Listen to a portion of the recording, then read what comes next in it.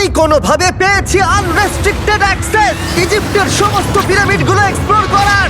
ও আমার গোটা জীবনে আমি এমন জিনিস দেখিনি। আমরা প্রাচীন ফেরাওদের সমাধিগুলোতে যাব, যেসব জায়গায় প্রবেশ করা লিগ্যাল নয়, কারণ ওই জায়গাগুলো খুবই বিপজ্জনক। এখান থেকে পড়ে গেলে কি হবে? ও আমরা নিশ্চিত মরে যাব। আমরা এমনকি পিরামিডের নিচে একটা গোপন সমাধিতে সাঁতার ও কাটবো। মাই গড! আর এগুলো এক্সপ্লোর করার জন্য আমরা মাত্র 100 ঘন্টা পেয়েছি, আর আমরা সেটা শুরু করছি এখন থেকে। সবাই আমার সাথে চলো, বেশ মজার হবে কিন্তু। এটা কিন্তু দারুণ।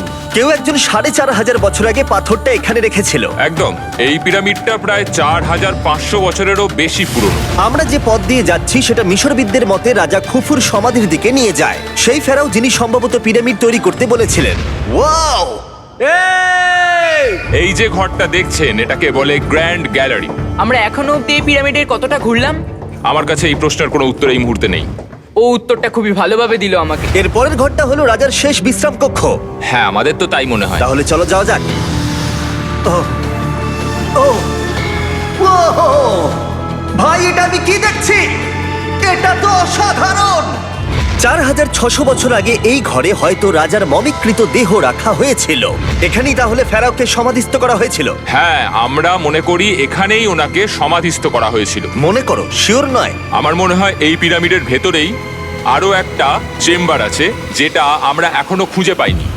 সেখানেই হয়তো রাজার বডি রাখা আছে। আমরা এই ভিডিওতে সেটা খোঁজার চেষ্টা করব, কারণ এর পরে আমরা লিটারালি এই পিরামিডের কয়েকশো ফুট নিচে যাব, আর এমনকি পৃথিবীর বৃহত্তম প্রাচীন পিরামিডের সবথেকে উঁচু স্থানে যাব। এটা দারুণ! আমরা অন্য বিশাল পিরামিডগুলো ঘুরে দেখার আগে আমাদের বেস ক্যাম্পটা দেখাই চলো। হ্যাঁ, এটা দারুণ। এখানে আছে ডিনার টেবিল, ঘুমানোর জন্য টেন্ট, আর ওকে। এমনকি লাইটও লাগানো হয়েছে যাতে ক্যাম্প থেকে পিরামিডগুলো দেখা যায়। এটা হয়তো আমার দেখা সবথেকে এক্সপেন্সিভ নাইট লাইট। এই পিরামিডটা আমরা আগামীকাল এক্সপ্লোর করব। ভোর 5টায় আমরা শুরু করব। এখন সবাই ঘুমিয়ে পড়ো।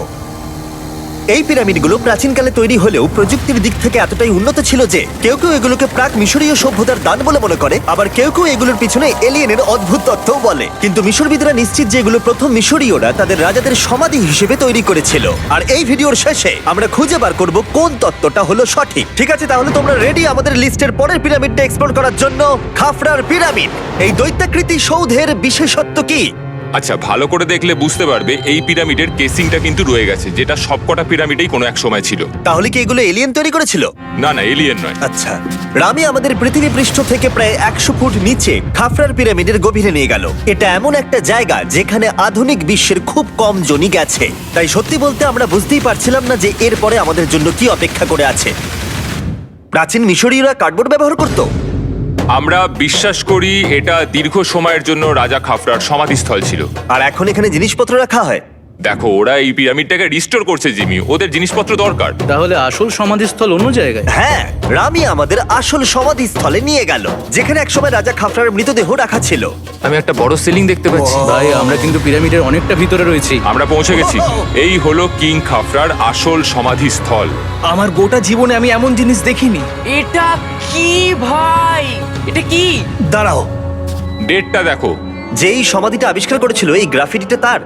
ও জানিয়েছিল যে ওটাকে ডিসকভার করেছে। হ্যাঁ, এখানেই তাহলে ফেরাওকে সমাধিস্থ করা হয়েছিল। এখানেই কিং খাফরাকে সমাধিস্থ করা হয়েছিল। এখানে শুলে কি ওনাকে অসম্মান করা হবে? এটা সম্মান অসম্মানের ব্যাপার নয়, কিন্তু এখানে একটা অভিশাপ আছে। কেমন অভিশাপ আছে এখানে? তুমি জানতে চাও? না। ঠিক আছে, চলো এখান থেকে বেরিয়ে যাই আমরা অভিশাপ লেগে যাওয়ার আগে। ও মাই গড, এই পিরামিডটা সত্যি অসাধারণ ছিল। এই পিরামিডটা আমাদের অনেক প্রশ্নেরই উত্তর দেয়নি, কিন্তু হয়তো পরের পিরামিডগুলো আমাদের এই সমস্যার সমাধান করে দেবে, আর আমরা আমাদের প্রশ্নের উত্তর পেয়ে যাব। এই টুমটা হলো গড ওসাইরিসের, যেখানে খুব কম মানুষই Oh my God! এখন অব্দি আসতে পেরেছে। তাহলে আমরা এখানে কি করছি? আমরা ভাবতেও পারিনি পাতালের দেবতার সমাধি মাটির নিচে এতটা গভীরে অবস্থিত। ও ভাই না, এটা তো অনেক নিচে অব্দি গেছে। আগে তুমি যাও কার্ল। ও মাই গড, ও মাই গড! আরে ও একটু আওয়াজ না করে নিচে নামছে কি করে? এটাই হলো এন্ট্রেন্স, কাল। হ্যাঁ, তারপরে এটা আন্ডারওয়ার্ল্ডের গডের এন্ট্রান্স। এটা তো অনেক বড় সিঁড়ি।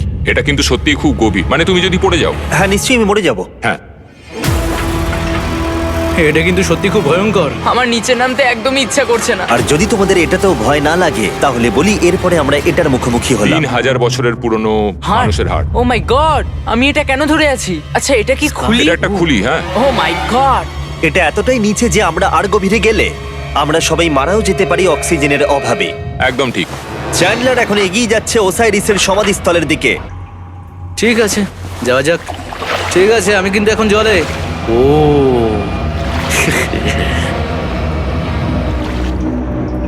তুমি বুঝতে পারছো এখানে অক্সিজেন তেমন নেই। আরে এটা কি? এখানে তো পাথর রয়েছে, এগুলো পাথরই তো। একদম এই ঘরটার ঠিক মাঝখানে গড ওসাইরিসের রত্নখচিত শবধার রাখা আছে। ঠিক এখানেই। তাহলে পাতালে প্রবেশ করার দরজা রয়েছে? হ্যাঁ, তো নিচে যাওয়ার চেষ্টা করো।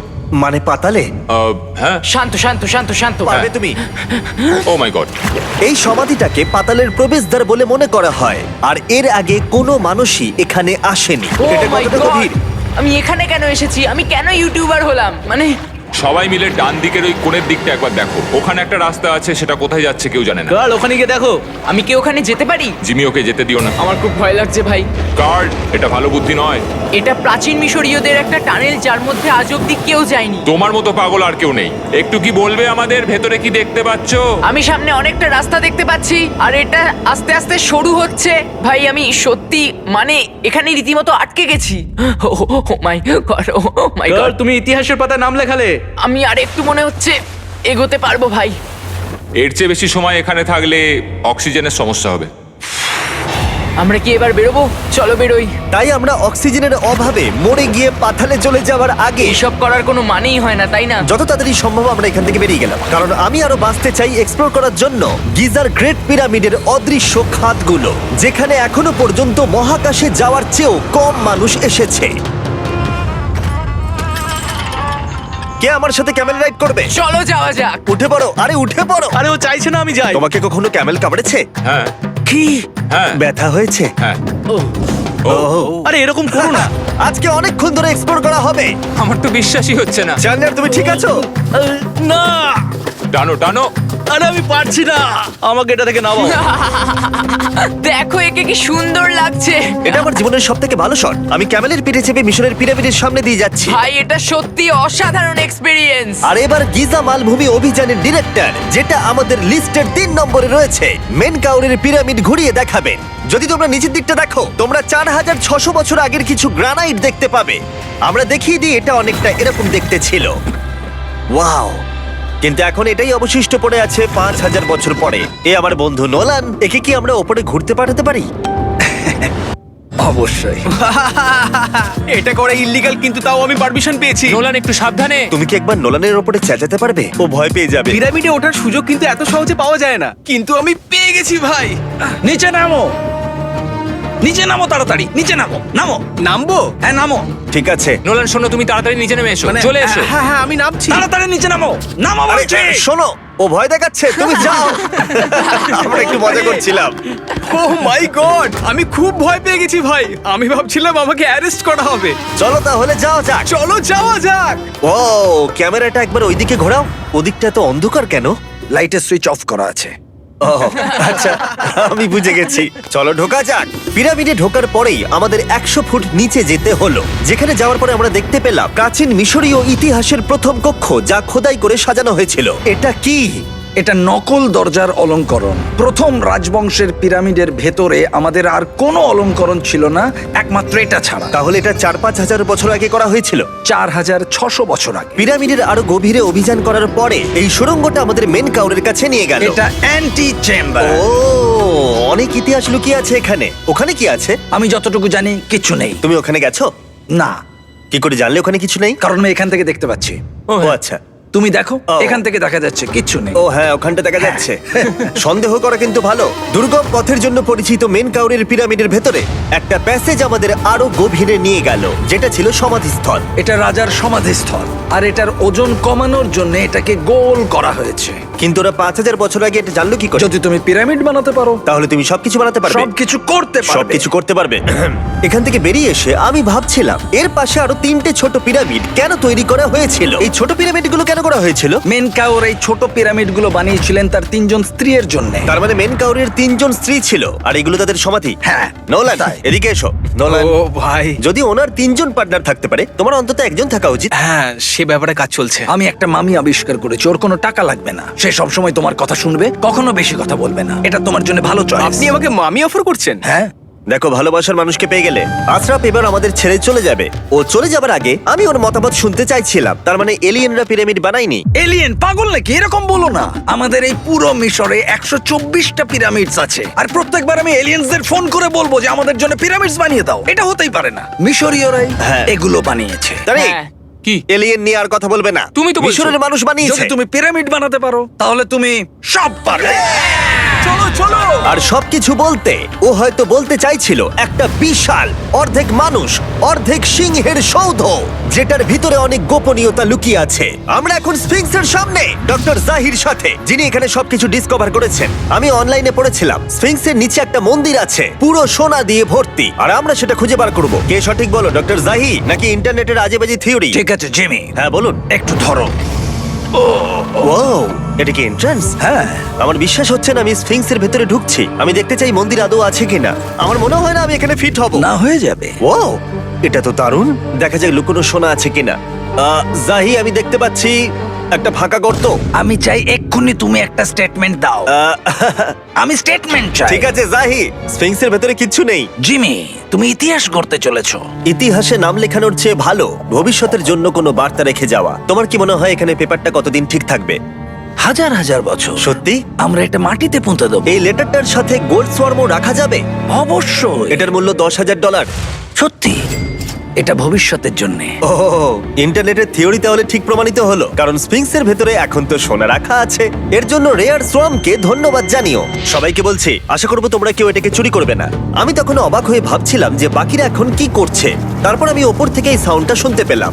জাহি, তুমি কি হেলিকপ্টারের সাউন্ড পাচ্ছ? আমার বিশ্বাস হচ্ছে না আমরা এটা করছি। কোনোভাবে ছেলেরা মিশরের মিলিটারি গভর্নমেন্টকে রাজি করিয়েছিল যাতে ওরা হেলিকপ্টারে ঘুরতে পারে, যখন আমি আর জাহি স্ফিংস এক্সপ্লোর করছি। আজকের দিনটা দুর্দান্ত। কিন্তু এই অভিযানের সব থেকে আকর্ষণীয় মুহূর্তটা এখনো বাকি ছিল। যখন তুমি আমাদের গ্রেট পিরামিডের টপে নিয়ে যাবে, তখন তুমি ক্যামেরার সামনে এমন কিছু দেখাবে যা আগে দেখা যায়নি। অসাধারণ কিছু কোনো জিনিস। স্পয়লার নয়, এই ভিডিওটা যত এগোচ্ছে ততই ভালো হয়ে যাচ্ছে। আর আমরা পিরামিডের টপে যাওয়ার আগে আমরা ভাবলাম আরো কিছু গোপন রহস্য জানা যাক। এমন জায়গায় যাওয়া যাক যেখানে আগে কেউ কখনো যায়নি। রামি, আমরা কোথায় আছি? আমরা এখন টুম অফ এমেরিতে আছি। এটা এমন একটা জায়গা যেখানে সম্পূর্ণভাবে মানুষের যাওয়া আইনত নিষিদ্ধ। সেই জন্যই আমরা এখানে যাব। ভেতরে যাওয়ার আগে একটা খুব গুরুত্বপূর্ণ কথা বলে রাখি, হ্যাঁ। কেউ দেওয়ালে হাত দেবে না। তুমি শুনেছো নোলান? এই, হ্যাঁ, নোলান, একদম বুঝে তোমাকে গেছি। ভেতরে যেতে হবে না, তুমি বাইরে থাকো। তুমি- তুমি হ্যাঁ, ফিঙ্গার ঠিক আছে, আমি দেয়ালে টাচ করব না। Finger food? তুমি wall toucher? কি বলছো? ওয়াল টাচার? এই বাটার ফিঙ্গারস। ও, তৈরি? হ্যাঁ, আমি ভেবেছিলাম সব দেখে ফেলেছি, কিন্তু এখানে ঢুকে যা দেখলাম সেটার জন্য আমি একেবারেই প্রস্তুত ছিলাম না। ও, সবাই ভেতরে চলে এসো। ও মাই গড, ও, এটা খুব সুন্দর। এই টুমটা ছিল তখনকার দিনের হাই প্রিস্টের, মানে এখনকার দিনের ওই পোপের মতো। এখানে কাউকে অ্যালাউ করা হয় না, কারণ এই রংগুলো 4600 বছরের পুরনো। আমরা এগুলো নষ্ট করতে চাই না। এই আঁকাটা তাহলে 4600 বছরের পুরনো? একদম 4600 বছরের চারিদিকে পুরনো। আঁকা রয়েছে। ও, এই ধরনের টুমগুলো আমাদের কাছে এক একটা পিরামিডের থেকেও বেশি গুরুত্বপূর্ণ, কারণ এগুলো মিশরীয়দের ডেইলি লাইফটা এক্সপ্লেন করে। এই ছবিটার মাধ্যমে আমরা বুঝতে পেরেছি কিভাবে প্রাচীন মিশরীয়রা ওয়াইন তৈরি করত। সত্যি? ওরা এখানে আঙুরগুলোকে ফেলতো, তারপর এখানে পেশাই চলতো, তারপর সেটা বোতলে ভরা হতো। তার মানে এটা 5000 বছর আগের একটা ইউটিউব ভিডিও? হ্যাঁ, এটা কিভাবে তৈরি করা হয় তার ভিডিও। ভাই এটা আমার দেখা সব থেকে সুন্দর ঘর। দাঁড়াও কার্ল, এদিকে আরো আছে। ও, এগুলো আবার কি? এরা হচ্ছেন সাধারণ প্রাচীন মিশরীয় আচ্ছা। যারা প্রাত্যহিক কাজকর্ম করছেন। অনেক রকম জিনিসপত্র যেমন ব্র্যান্ডি, বিয়ার পুরোহিতকে দেওয়া হচ্ছে রোগ মুক্তির জন্য। আচ্ছা, পুরোহিতদের সিজন 2 মিস্টার বিস ল্যাব শ্রম দিলে কেমন হতো, যেগুলো এখন পাওয়া যাচ্ছে? আমার মনে হয় ওদের সত্যিই খুব ভালো লাগতো। মিস্টার বিস ল্যাব শ্রম সিজন 2 এর গুঞ্জনের মতো মিশরে আমাদের চতুর্থ দিন সবেমাত্র শুরু হয়েছিল।